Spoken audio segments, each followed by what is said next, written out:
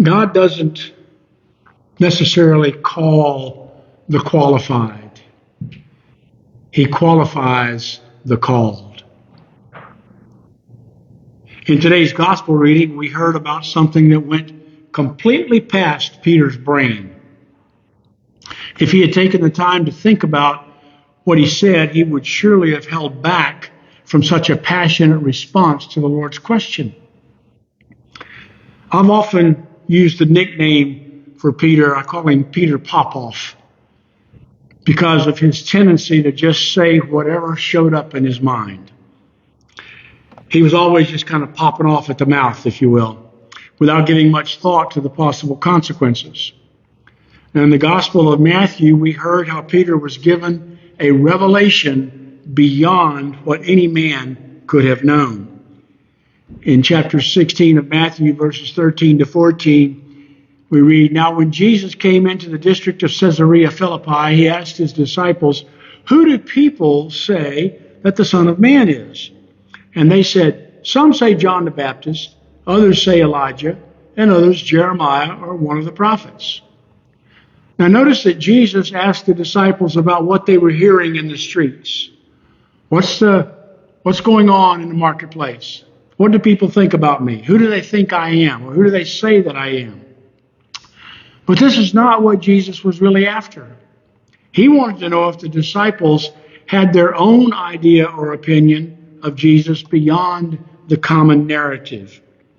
We continue, he said to them, "But who do you say that I am?" Simon Peter replied, "You're the Christ, the Son of the living God." And Jesus answered him, "Blessed are you, Simon Bar-Jonah, or son of Jonah, for flesh and blood has not revealed this to you, but my Father who is in heaven." Jesus knew Peter, and he knew that what Peter said was not the common thought. He also knew that Peter could not have come up with this on his own. It had to have come by revelation, outside of Peter's normal thinking capacity. I often wonder if, from the accounts that I read, if Peter ever took time to think. He just spoke. But a revelation came to Peter. Has that ever happened to you? You had revelation? You can be wrestling with a problem or a situation, trying to understand what's going on, and you end up just going in circles in your thinking. I have that happen occasionally. Then all of a sudden, after you've pretty much given up on the problem, voila, there's the answer. The answer comes to you out of the clear blue sky with no rhyme nor reason, but you know it's what you're looking for. Anybody ever had that happen? Yeah. It's called a revelation. Jesus promised that we would experience that on a regular basis. He said, when the Spirit of truth comes, he will guide you into all the truth. Now, the context of this verse is obviously showing that Jesus was speaking about spiritual things, not necessarily the things of our everyday life. However, I've learned, in my experience, I've found it to be true that the Spirit will guide me into the truth that I need in the moment of the things that are important in my life. For instance, I don't recall if I've told you this story or not, but the first place I lived in Harrisburg was a rental unit, and the landlady needed to go into town one day. And so Miss Phoenix came over and asked me to take her into town. We got in the car, and I was driving out the back alley, and it would not shift out of first gear.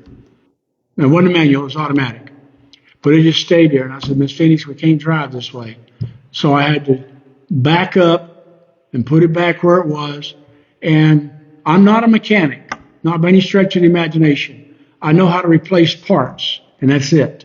But to tell you what's wrong with something, I can tell you, like most people, it don't work. That's the extent of my knowledge. And that was the extent there. But dutifully, I raised the hood, and I looked under there, and I came up with nothing. The car would not shift gears. I closed the hood, went back inside, shifted my own personal gears is what I was doing, was sitting there just, okay, what do I have to do now? And it came to me to go out and look under the hood. Okay, I did. And so I looked more carefully, and as I got down and looked under the air breather, I saw this little black hose dangling in space. And I saw a thing sticking out that looked like it should fit. So I shoved that hose back onto that thing that was sticking out and started the car and drove it, and it worked. Come to find out, it was what was called a vacuum advance. I'd never heard of a vacuum advance. I didn't know what that was, but that's what was used to cause the car to shift gears. It was a revelation because I had no idea. Now, Paul mentioned this in his letter to the Romans where he said, "For all who are led by the Spirit of God, these are the sons of God." I've told you often, I feel that there's many ways that the Lord has guided me, and I've told you stories, and the purpose of my telling you these stories is to possibly increase your faith so that you can have these same experiences of being led by the Lord. I've got all kinds of stories like that. But my point in sharing it is to increase your faith. And then maybe you can come to experience the reality of living by the Spirit, because I find it to be a place of great freedom. I really do. Just to depend on the Lord for my problems, for the answers to my problems, whatever. But let's get back to Peter. When the Lord first called Peter to follow him, his name was Simon.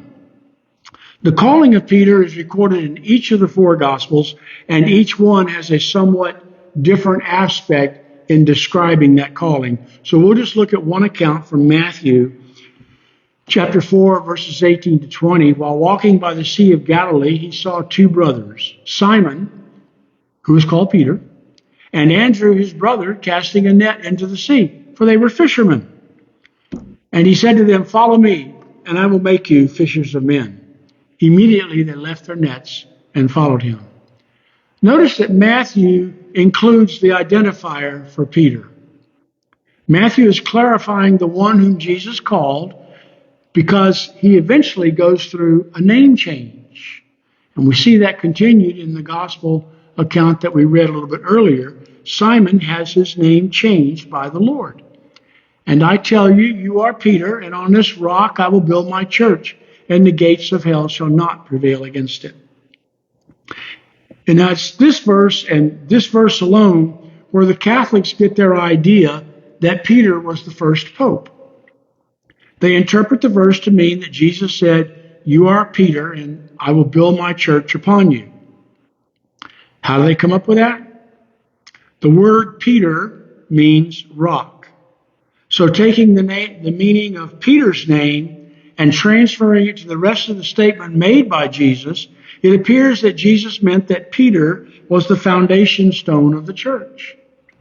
However, the word for Peter, which means rock, it's Petros, and the word translated as rock are two different words in the original. Peter's name, Petros, means rock, but it's somewhat akin to a small stone, whereas the word is translated as rock is something like a big boulder. The boulder upon which the church is built is the rock of revelation. Upon this rock, Peter, that you've experienced, revelation, I will build my church. We need to have the revelation that Jesus is the Christ. Now, revelation is one of those things that happens to you that when you see it, you can't unsee it. It's there. And if we would look at the rest of the Bible, we would see that Peter is not the rock on which the church is built. In fact, Paul mentions that the church is built on the foundation of the apostles and prophets, Christ Jesus himself being the cornerstone. The church has Jesus as the cornerstone, with the apostles and prophets being a part of the foundation. Now, it's helpful if we understand the meaning of cornerstone. A cornerstone was an important part of construction back then. Today, it's just a rock, a piece of concrete, something with the date of construction engraved in and maybe the name of the building, and it's set into the corner of the building. In Jesus' time, the cornerstone determined the plumb and the level of the building. It determined the squareness of the building. It was a carefully constructed piece of stone, being absolutely square on all its sides, thus forming a perfect cube. That cube determined the level of the rest of the building because everything was measured against it. But Peter was far from being a perfect specimen from which to measure the church. History shows us that is true for many of the popes who followed after Peter. There were at least 6 of the popes who were very corrupt, using the papacy to advance their personal desires by using the money of the church for lavish parties or to buy favors for members of their family. Now, to be fair, that's not an indictment on the Catholic Church, nor is it an indictment on the papacy. Protestant Christianity has had its share of scandals also. These facts only serve to prove that God uses imperfect vessels to further his kingdom on the earth. When we turn to the Bible, we find that there is no basis for the papacy of the Catholic Church.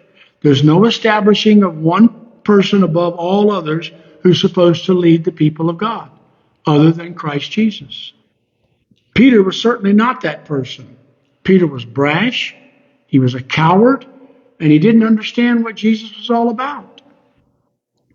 And yet, Jesus said he was a rock, a person to lean on.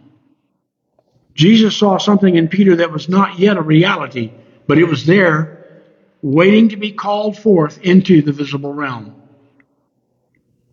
Now, the process of getting Peter from his way of arrogance to being a man whom God could use was a long process. Peter had a moment of great faith, but his fear crippled him in the magnificent experience of walking on the water. When Jesus said that all of his followers would leave him, Peter proudly proclaimed his courage.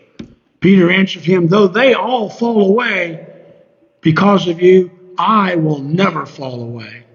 And yet, just a few hours later, we hear Peter loudly proclaiming and cursing about his ignorance of who Jesus was. There is no question that the record reveals Peter as a flawed individual.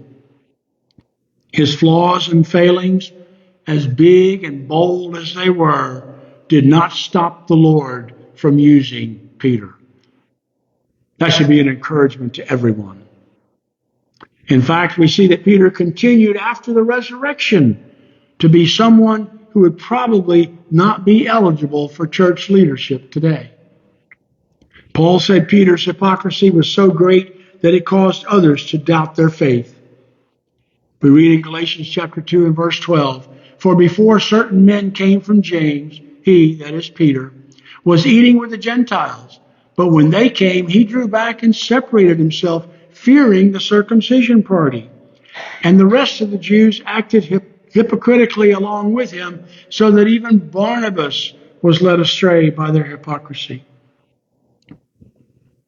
Peter Popoff couldn't keep his mouth shut to save him. If it entered his brain, it came out his mouth. He couldn't live a consistent life as a believer. One minute, bold as a lion, the next, fearful as a beaten dog. Maybe some of us are that way. Maybe we feel like there's no way God could ever use us for anything. Maybe you're not called to change the world. Maybe you're not even called to influence a small group of people. But you are called, and you are able to do whatever it is the Lord has for you. Sometimes that may be nothing more than shining in the place that you are. What Jesus said to Peter and the other disciples, he says to you. You are the light of the world. People do not light a lamp and put it under a basket, but on a stand, and it gives light to all in the house. Now, Jesus made this proclamation at the beginning of his ministry before the disciples had a chance to grow in grace. They had just been called. They were just beginning to follow him. And he said, you are the light of the world. And he says that to us. He says that to you. He made it as a statement of a simple fact. You are the light of the world. You are the light of the world that people will use to find their way out of whatever darkness they may be in at that time. Regardless of how you may feel about yourself, you are the light in somebody's world of darkness. So go ahead and consider all your failings, your faults, your flaws, but then measure them against Peter's failings, faults, and flaws. He showed up with his failings as he was walking and talking with Jesus. We don't have that luxury. So our weaknesses are minimal by comparison. Peter was not the first pope, nor was he the first person to fail of the grace of God, nor will he be the last. If you think the Lord cannot use you because of your failings or your weakness, or that you came too late into the things of God, whatever, then I ask you to get in line and join the ranks of all the other failures who have served God, that God has used in the past. Go from here today and shine on somebody. Amen.